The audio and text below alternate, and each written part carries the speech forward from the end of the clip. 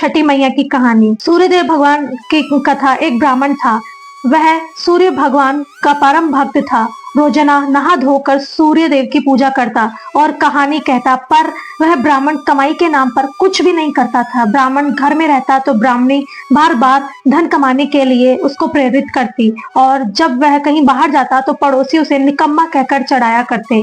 सबके ताने सुन सुनकर वह परेशान हो गया और एक दिन सुबह सुबह नहा धोकर अपने पूजन की सामग्री लेकर जंगल में चला गया। वहां एक सूखे पीपल के पेड़ के नीचे बैठकर पूजा पाठ करने लगा। पूजा पाठ करने के बाद में सूर्य भगवान की कथा कही, और वहीं पीपल के पास एक सूखा तालाब भी था, उसमें थोड़ा सा पानी था। वह ब्राह्मण उसी पानी से लोटा भर कर सूर्य भगवान को जल चढ़ाया। जैसे ही ब्राह्मण ने सूर्य देव को जल चढ़ाया तो वह पूजा का जल बहकर पीपल की जड़ और सूखी पड़ी तलाई में आ गया। जल के वहां जाते ही सूखा हुआ पीपल हरा भरा हो गया और सूखी जो तलाई थी वह भी पानी से भर गई। फिर सूर्य भगवान खुद साक्षात प्रकट हुए और ब्राह्मण से कहने लगे, ब्राह्मण, मैं तुझसे अत्यंत प्रसन्न हूँ, वरदान मांग, तू क्या मांगना चाहता है। तो ब्राह्मण ने यह सुना तो वह डर गया और सोचने लगा कि पीपल में लगता है कोई भूत रहता है। रोज वह पूजा करता तो उसे आवाज आती नहीं, तो सुन सुनकर चिंता के कारण वह ब्राह्मण तो बिल्कुल ही दुबला पतला हो गया। एक दिन ब्राह्मणी ने चिंता जताई कि ब्राह्मण को गए हुए कितने दिन हो गए, आज जाकर उनकी खोज करके आती हूँ। तो यह सोचकर ब्राह्मणी जंगल में आई। तो जैसे ही ब्राह्मणी ने ब्राह्मण को देखा तो आश्चर्यचकित हुई और पूछने लगी, आपको यह क्या हो गया है, आप इतने दुबले कैसे हो गए हैं। तो ब्राह्मण ने सारा हाल बताया। ब्राह्मणी ने ब्राह्मण की सारी बात सुनकर कहा कि आपके जल चढ़ाने के बाद यह आवाज आती है तो मुझे लगता है कि सूर्य भगवान स्वयं आते हैं। कल अगर आपको फिर से यही आवाज सुनाई दे तो सब कुछ मांग लेना। तो ब्राह्मण ने कहा कि कैसे मांगू, मुझे तो मांगना ही नहीं आता, ज्यादा कुछ कहना होगा तो मैं तो भूल जाऊंगा, तुम मुझे कोई ऐसी तरकीब बताओ जिससे कम शब्दों में ज्यादा मिल जाए। तो ब्राह्मणी कहने लगी कि तुम इस प्रकार से कहना कि 9 खंडे के महल के अंदर सोने के पालने के पड़पोते पोतियों को दास दासियों द्वारा खेलते खिलाते हुए अपनी आंखों से देखूं। इस प्रकार लंबी उम्र, महल बेटे, पड़पोते, बहुए, धन सब कुछ मिल जाएगा। ब्राह्मण सुनकर कहने लगा कि मुझे तो कुछ समझ नहीं आया।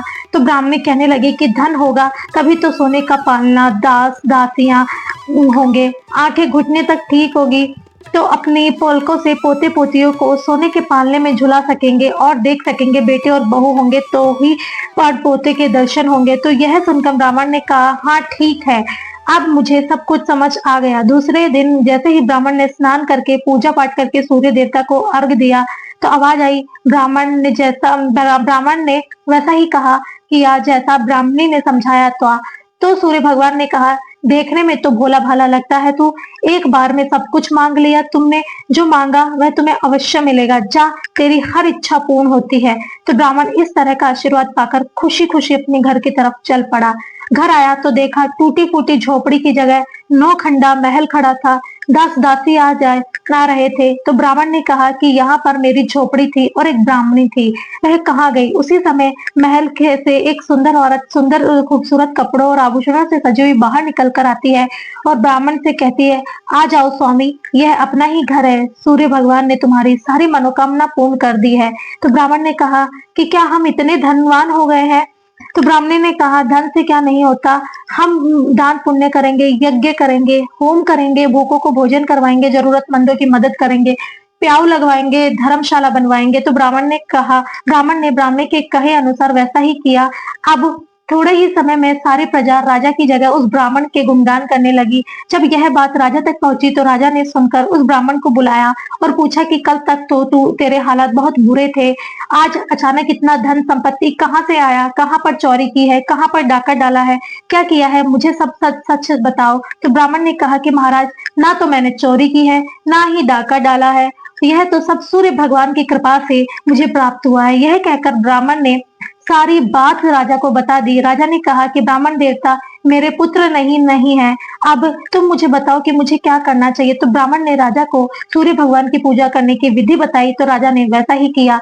तो राजा के घर में 10वें महीने में सुंदर पुत्र ने जन्म लिया।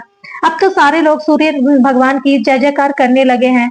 सूर्य भगवान जैसे अपने ब्राह्मण और राजा की मनोकामना पूरी की, वैसे सबकी कहना, कहानी कहने वालों और सुनने वालों की भी, और हुकारा बढ़ने वाले की भी सुनना। सूर्य देव भगवान की जय।